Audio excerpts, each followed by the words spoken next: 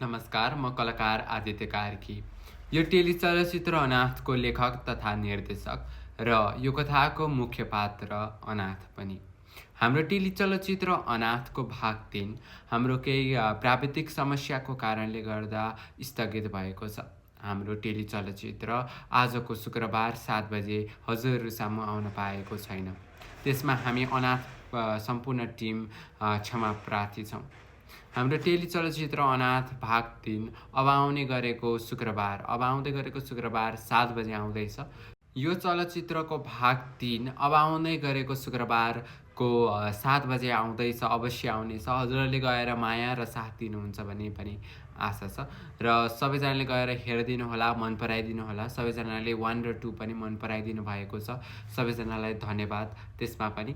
यति भन्दै मैले आफ्नो भनाइ यहीँ टुङ्ग्याउन चाहेँ। सबैजनाले माया, साथ, सब्सक्राइब, लाइक, कमेन्ट, सेयर गर्न नभुल्नुहोला। म अब हजुरहरू सामु एपिसोड 3 मा भेट्ने नै छु। अहिलेको लागि धन्यवाद।